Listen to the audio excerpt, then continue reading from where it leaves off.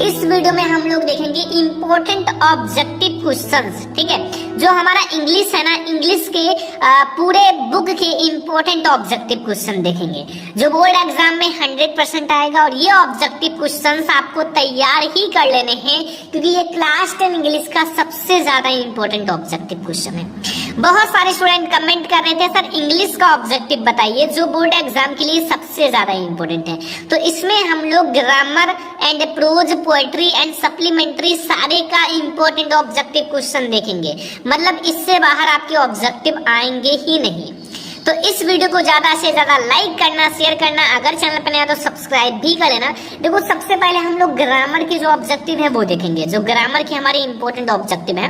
तो आप लोग ध्यान से देखना, कॉपी पेन लेकर बैठना और एक एक क्वेश्चन का नोट बना लेना क्योंकि इंग्लिश के जो ऑब्जेक्टिव मैं बताऊंगा वो 100% बोर्ड एग्जाम में आएगा ही। तो पहला objective, I always go to the park on the weekend। अब इसमें आपसे क्या पूछ रहा है, देखो पार्क के नीचे एक अंडरलाइन है। अब इस सेंटेंस में जो पार्क है वो क्या है, ठीक है। तो ऑप्शंस भी आपके पास है, नाउन है या प्रोनाउन है या वर्ब है या एडवर्ब है। अगर आपको थोड़ा सा डिफिनीशन पता होगा इन सारी चीजों का तो आप बता दो कि पार्क है क्या। पार्क यहाँ क्या है, एक पैलेस, एक स्थान है। तो स्थान जो आपका किसी नाम या फिर स्थान, ये सब आपको नाउन में पता चलता है। अगर आपको नाउन का डेफिनेशन पता होगा तो आपको पता चल जाएगा कि जो पार्क है वो स्थान है, ठीक है। तो नाउन जो है, नाउन में हम लोग किसी स्थान का बात करते हैं, ठीक है। वर्ब, प्रोनाउन, एडजेक्टिव ये सारे नहीं है, ठीक है।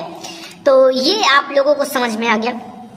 अगला देखो question number 2, July is my favourite month of the year. तो यहाँ आपका जुलाई के फेवरेट के नीचे अंडरलाइन है। तो यहाँ फेवरेट क्या है, तो ये जो है फेवरेट ना, ये विशेषता बता रही है भाई जुलाई का, कि भाई जुलाई जो है माई फेवरेट। तो क्या है, जुलाई है। फेवरेट जो है, फेवरेट का मतलब होता है मेरा पसंदीदा, मतलब पसंदीदा, ठीक है।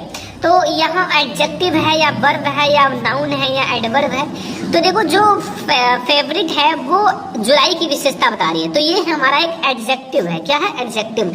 एडजेक्टिव का मतलब होता है विशेषता, ठीक है। विशेषता यही बताती है। देखो अगला है कि what language do most people speak in Brazil. अब यहाँ देखो स्पीक के नीचे अंडरलाइन है। देखो ध्यान से देखना, क्वेश्चन कहीं से भी अंडरलाइन आ सकता है। तो ये हमारा नाउन है या वर्ब है या एडजेक्टिव है या एडवर्ब है। तो देखो स्पीक के नीचे अंडरलाइन है और स्पीक यहाँ क्या है, ये जो है ये वर्ब है। क्या है, वर्ब है, क्योंकि ये फर्स्ट फॉर्म है, ठीक है। ऐसे इनकी 3 से 4 फॉर्म होती है, 4 फॉर्म। एक तो first, second, third and ING form अलग होता है, जैसे हम लोग 4th फॉर्म कहते हैं, ठीक है। तो ये हमारा हो गया क्वेश्चन नंबर 3। क्वेश्चन नंबर 4 देखो कि western Australia is the largest state in Australia. तो ये आपका बताना है जो स्टेट है ये क्या है, इसके नीचे अंडरलाइन है। ये वर्ब है या एडवर्ब है या नाउन है या प्रोनाउन है। तो ये हमारा क्वेश्चन नंबर 4 में ये क्या है, तो ये एक स्टेट मतलब राज्य है, ठीक है, एक स्थान है। तो ये हमारा एक नहीं, ये हमारा क्या है माय डियर स्टूडेंट, एक स्थान है। हाँ, तो ये हमारा नाउन होगा ना, क्या होगा, नाउन, ठीक है। समझ में आया। तो ये हमारा हो गया क्वेश्चन नंबर 4। अब हम लोग आते हैं क्वेश्चन नंबर 5। देखो क्वेश्चन नंबर 5 से जो आपका स्टार्ट होगा वो टेंस से स्टार्ट होंगे। क्या होगा, अभी तक हमारे पार्ट ऑफ स्पीच चल रहे थे, अब हमारे टेंस से स्टार्ट होंगे। टेंस क्वेश्चन नंबर 5 है, सी हैज ... टू द पार्टी। तो गो लगाओगे, वेंट लगाओगे, गॉन लगाओगे, गोइंग लगाओगे। देखो क्वेश्चन नंबर 5 ध्यान से देखना। देखो जो हैज है ना, हैज के साथ हम लोग वर्ब की थर्ड फॉर्म का यूज करते हैं। तो गो तो हमारा फर्स्ट फॉर्म है, वेंट हमारा सेकंड फॉर्म है, गॉन हमारा थर्ड फॉर्म है। तो ये सही है। गोइंग हमारा 4th फॉर्म है, यानी कि आईएनजी फॉर्म है, तो उसका प्रयोग नहीं करेंगे। अगर यहाँ सी वाज होता तो हम आईएनजी फॉर्म का प्रयोग कर सकते थे। अगला 6 number, Rohan ... the movie before he read the review. तो यहाँ आप क्या लगाओगे, वॉचेस लगाओगे या हैव वॉचेड या हैड वॉचेड या वॉच वॉचिंग। देखो यहाँ आप क्वेश्चन नंबर 6 में क्या लगाओगे, देखो यहाँ जो है रिव्यू दिया क्योंकि वो फिल्म देख चुका था। बिफोर मतलब पहले ही वो फिल्म देख चुका था। देखो बिफोर आया हुआ है तो इधर हमारा जो है पास्ट परफेक्ट में बनेगा, ठीक है। और इधर हमारा प्रेजेंट में है, तो ये हमारा हैड वॉच्ड लगेगा। हैड के साथ क्रिया की थर्ड फॉर्म लगती है, तो हैड वॉच्ड का प्रयोग होगा, ठीक है। अगला क्वेश्चन देखो, सारा क्वेश्चन ध्यान से समझना। एक एक क्वेश्चन आप इंग्लिश का ये ऑब्जेक्टिव समझ लो। ग्रामर भी है, प्रोज भी है, पोएट्री भी है, सप्लीमेंट्री भी है, सारे एक साथ हैं, ठीक है। तो थोड़ा सा आप लोग ध्यान से देखना। सीता और her brothers with dash dash to be blamed. तो यहाँ आप किस चीज का प्रयोग करोगे, इज का, हैज का, आर का, वाज का। तो देखो सीता और हर ब्रदर्स, यानी कि सीता है और उनके साथ उनके भाई भी हैं, तो ये एक वचन तो है नहीं, केवल सीता तो है नहीं, उनके भाई भी हैं, तो आर का प्रयोग किया जाएगा। क्या प्रयोग किया जाएगा, आर का। तो क्वेश्चन नंबर 7 तक समझ में आ गया। क्वेश्चन नंबर 8 देखो, ही फिर डॉट डॉट डेली फॉर ये एयर नाउ। तो देखो यहाँ आपका एक्सरसाइज रहेगा, वार एक्सरसाइजिंग या फिर हैज बीन एक्सरसाइजिंग या हैव बीन एक्सरसाइजिंग। ही के साथ हैज का प्रयोग किया जाता है, तो हैज बीन एक्सरसाइजिंग, लेकिन याद रखना है एक टाइम है, इसलिए हम लोगों ने हैज लगाया है, ठीक है। तो ये हमारा हो गया क्वेश्चन नंबर 8। अब हम लोग चलते हैं क्वेश्चन नंबर 9 की ओर। देखो क्वेश्चन नंबर 9 हमारा स्टार्ट होगा अब आर्टिकल्स। आर्टिकल्स आपके कौन कौन से होते हैं, 3 होते हैं, ए एन एंड द। अब इन तीनों में से कोई एक का प्रयोग करना है, ठीक है, कोई एक सही होगा। 9 number, he went to buy dot dot laptop computer next week. तो ए भरा जाएगा, एन भरा जाएगा, द भरा जाएगा, नो आर्टिकल। तो किस चीज का प्रयोग किया जाएगा, क्वेश्चन नंबर 9। देखो लैपटॉप है ना, तो इसलिए हम लोग ए का प्रयोग करेंगे, कोई ओवल तो है नहीं, ठीक है। अगला देखो यहाँ डॉट डॉट डॉट, ये दा कटा हुआ है कि यही हमारा भाई आर्टिकल है, ठीक है। Food that you cooked was very good. तो फूड के आगे हम लोग दा का प्रयोग करेंगे, ऑलरेडी लिखा हुआ था इसलिए मैंने इसको कट कर दिया था, बट कोई दिक्कत नहीं, अगर आए तो आप दा लगाना, ठीक है, आर्टिकल। अगला question, question number 11, he drives at a speed of 18 miles फिर आवर्स। तो यहाँ क्या भरा जाएगा, ए दा भरा जाएगा, ए भरा जाएगा, एन भरा जाएगा, नो भरा जाएगा। तो यहाँ 18 मील्स एंड यहाँ आवर्स है ना, तो यहाँ हमें एन का प्रयोग करेंगे, ठीक है, एन का।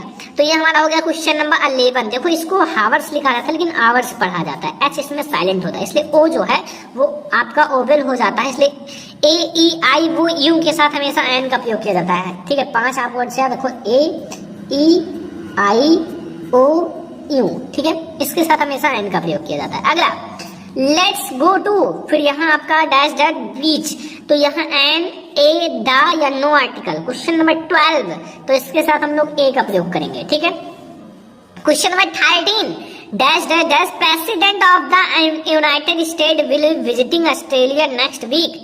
N, a, the, no article, किसका प्रयोग करोगे, तो इसके आगे हम लोग दा का प्रयोग करेंगे, क्योंकि दा प्रेसिडेंट हम लोग लिखेंगे, क्या लिखेंगे, दा प्रेसिडेंट। तो हमारा 13 क्वेश्चन यानी कि 13 क्वेश्चन तक हमारा कंप्लीट हो चुका है, और यहाँ तक आई होप कि आपको सारे क्वेश्चन समझ में आ ही गए होंगे, कोई दिक्कत नहीं होगा, क्योंकि बहुत ही ज्यादा इंपॉर्टेंट क्वेश्चन आज हम लोग कर रहे हैं। और आप लोग इस वीडियो को ज्यादा से ज्यादा लाइक करो, शेयर करो, ठीक है।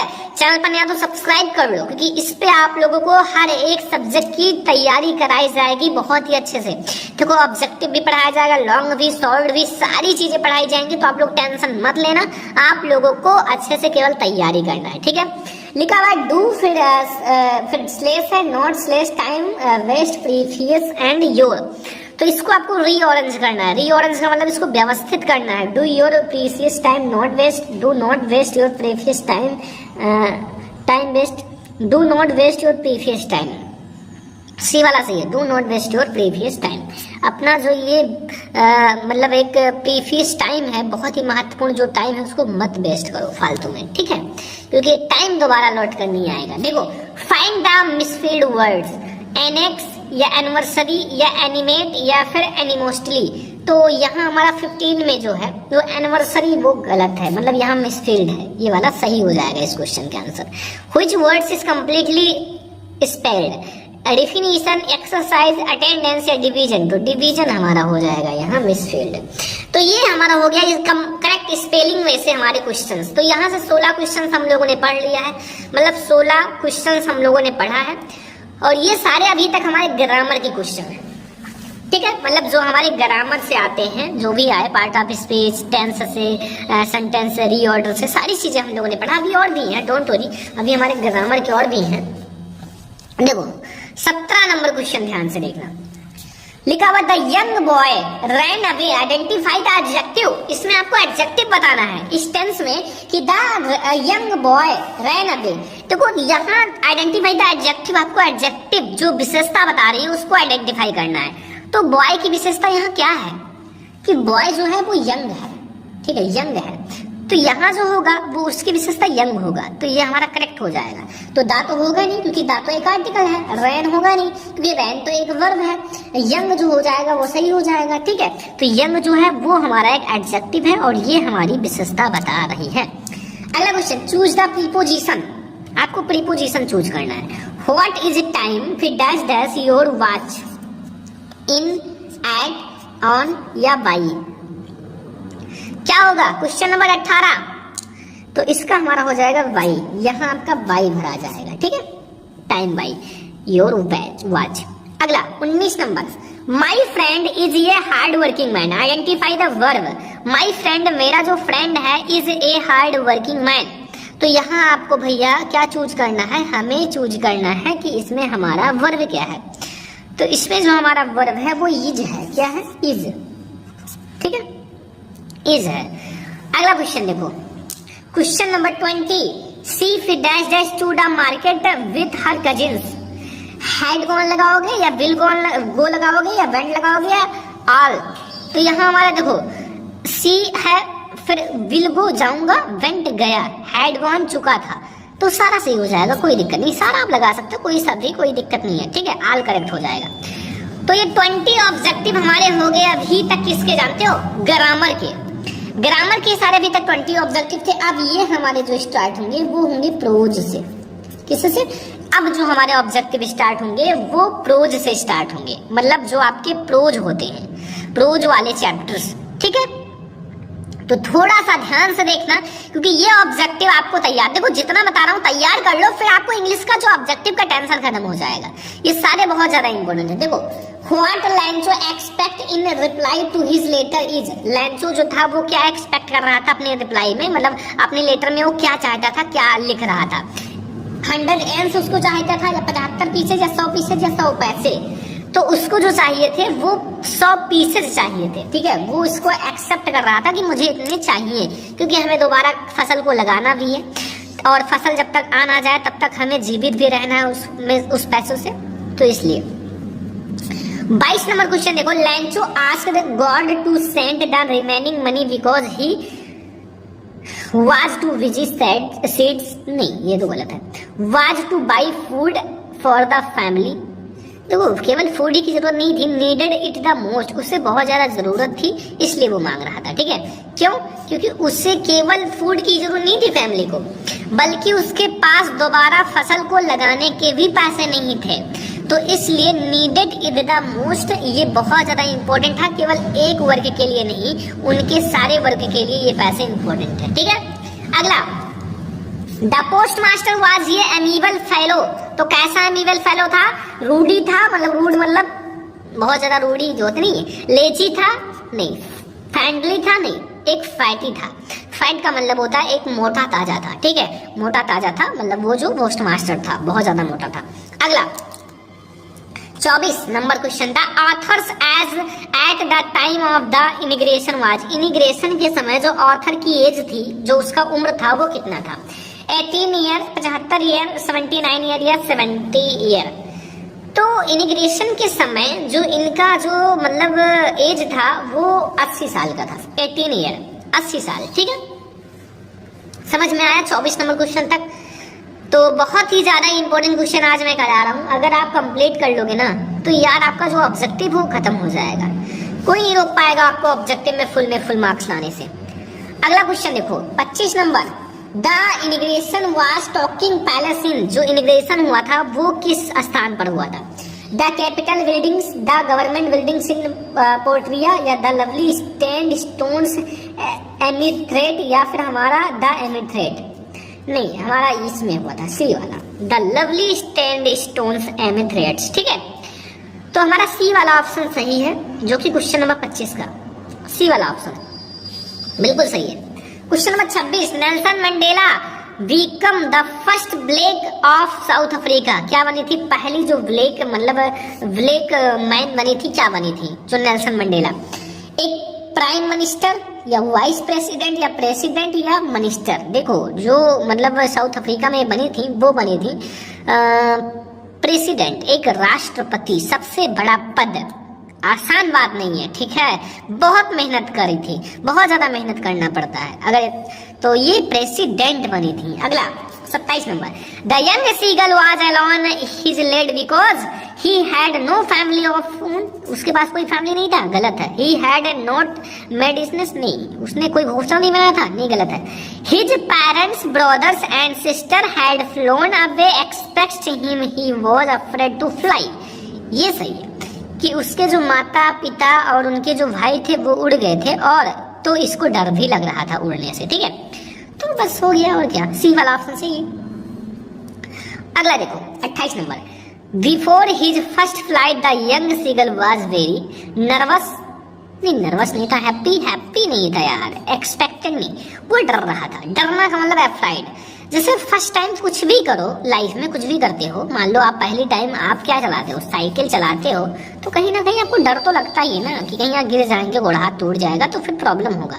तो यही मतलब उनको भी डर लग रहा था कि यार उड़ना तो है, बट फर्स्ट टाइम है तो थोड़ा तो डर लगेगा ही, और डर लगता है, बट एट लास्ट क्या होता है कि सीख जाते हैं, मतलब एट लास्ट क्या होता है कि आपको जीत मिल ही जाती है कि भाई आपको वही करना है तो जीत तो मिलेगी। अगला देखो, आ जाओ 29 नंबर क्वेश्चन पे आते हैं। देखो 29 नंबर, द ऑथर सा इन द ब्लैक क्लाउड्स, जो ऑथर था वो ब्लैक क्लाउड्स यानी कि काले बादलों के उसमें क्या देखा, ए ब्लैक एरोप्लेन या ए ब्यूटीफुल एरोप्लेन, नहीं, कुछ नहीं। अगला another aeroplane, a dark aeroplane, नहीं, उसने जो देखा था एक दूसरा एरोप्लेन, अपने एरोप्लेन के पास एक दूसरा एरोप्लेन देखा था जिसमें से कोई व्यक्ति हेल्प के लिए अपने हाथ को हिला रहा था, ठीक है, क्योंकि वो जो था आंधी का समय था और काफी प्रॉब्लम था उस समय, ठीक है। 30 नंबर क्वेश्चन देखो, 30 नंबर,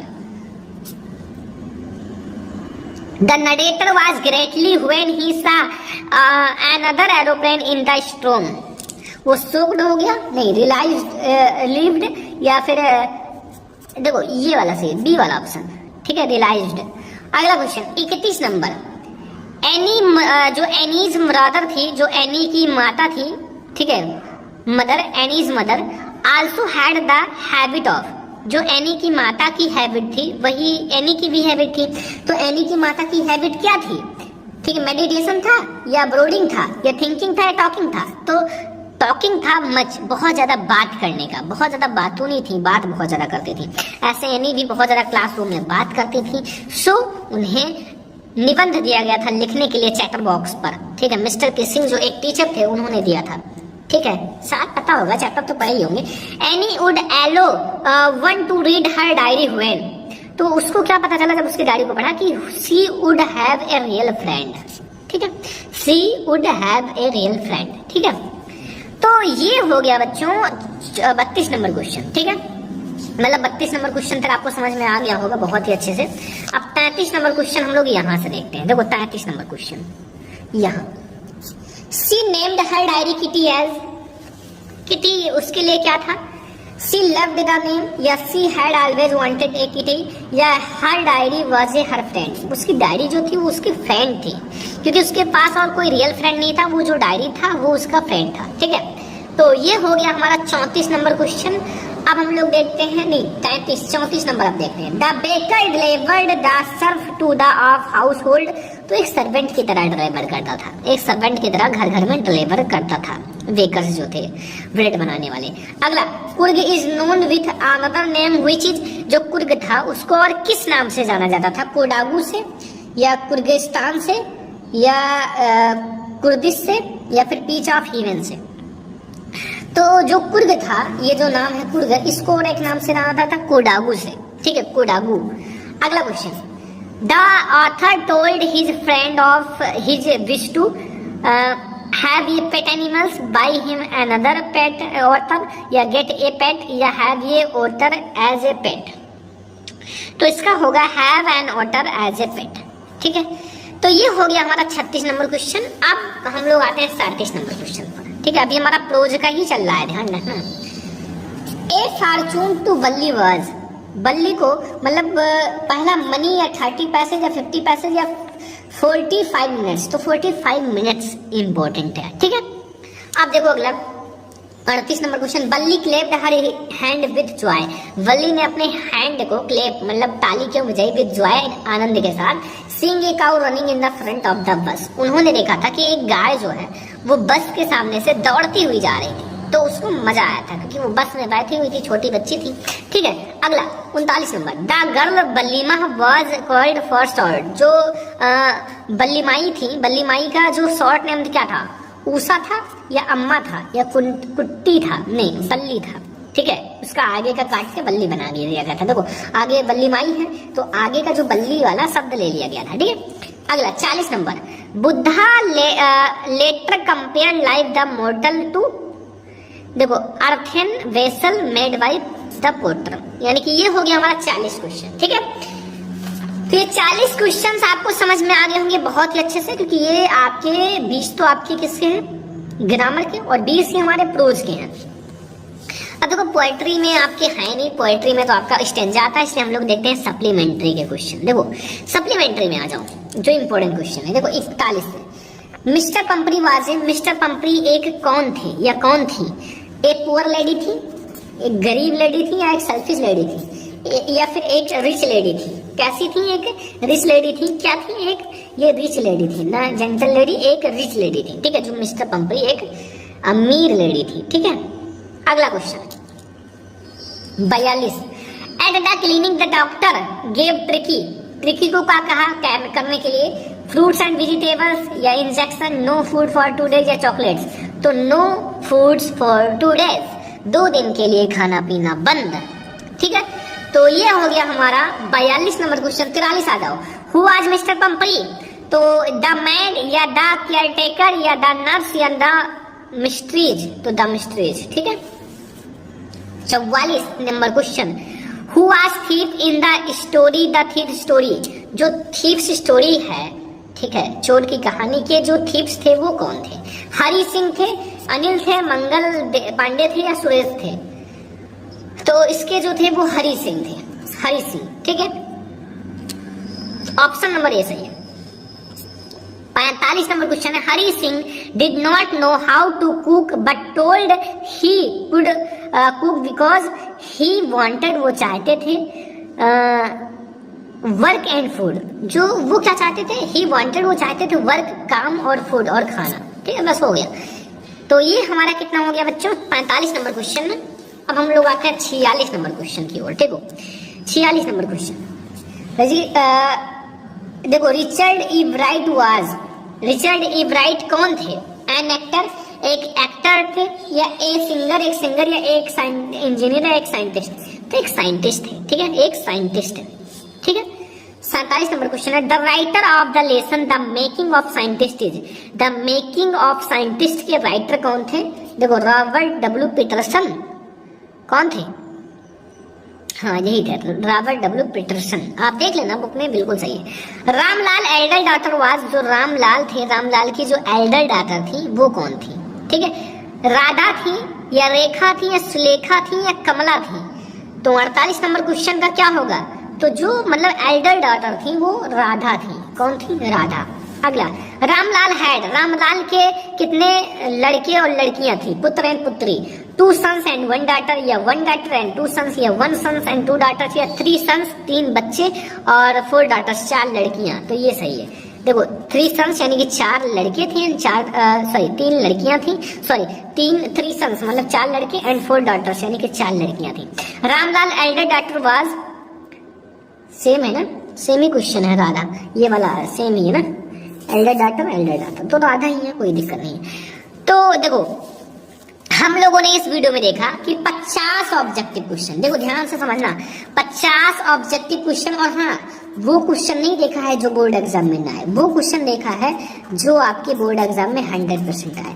अब आपका 20 नंबर का ऑब्जेक्टिव आता है ना बोर्ड एग्जाम में, तो 20 में से मैं ज्यादा नहीं बट हाँ 18 कह सकता हूँ कि यहीं से आएगा, क्योंकि इसमें मैंने हर एक इंपॉर्टेंट करा दिया है जो आपके बोर्ड एग्जाम के लिए वेरी इंपॉर्टेंट है।